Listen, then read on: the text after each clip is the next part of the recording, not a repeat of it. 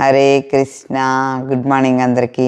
మనం నవవిధ భక్తి సేవల గురించి చెప్పుకుంటూ ఉన్నాం. నవవిధ భక్తి సేవల్లో ఈరోజు ఆత్మ నివేదనం అనే భక్తి సేవ గురించి చెప్పుకుందాం. శ్రవణం కీర్తనం విష్ణోః స్మరణం పాదసేవనం అర్చనం వందనం దాస్యం సఖ్యం ఆత్మ నివేదనం. ఆత్మ నివేదనం అనే ఒక భక్తి సేవలో గొప్పవారు ఎవరయ్యారు అంటే, ప్రథములుగా ఎవరున్నారు అంటే బలిచక్రవర్తి. బలిచక్రవర్తి కృష్ణుడు వామన రూపంలో వచ్చాడు అనేది తెలుసు.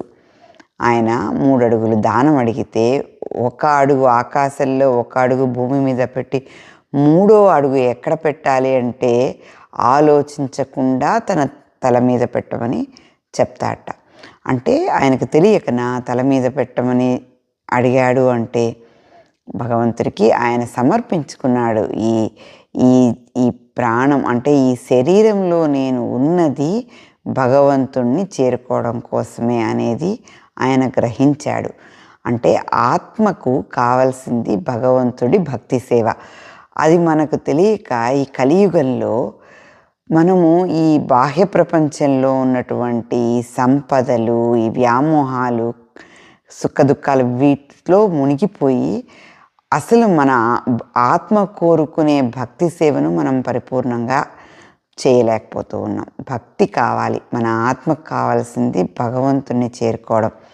అది కలిగిన వాడు బలిచక్రవర్తి. అందుకనే ఆయన ఆత్మ నివేదనం అనే ఒక భక్తి సేవలో ప్రథముడుగా నిలిచాడు.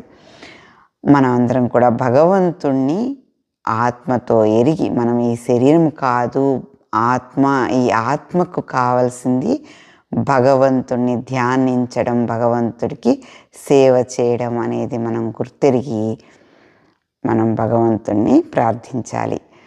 ఇన్ని నవవిధ భక్తి సేవల గురించి చెప్పుకున్నాం. మనకు ఏ భక్తి సేవ చేయగలిగే స్థితి ఉంటే, శక్తి ఉంటే ఆ భక్తి సేవ చేస్తూ భగవంతుని అనుగ్రహాన్ని పొందాలని కోరుకుంటూ హరే కృష్ణ. రేపటి నుంచి నవరాత్రులు. అందరం అమ్మవారికి నవరాత్రులకి ఏ అలంకారంతో విజయవాడలో అమ్మవారు వెలుస్తుంది అనేది చెప్పుకుందాం. హరే కృష్ణ.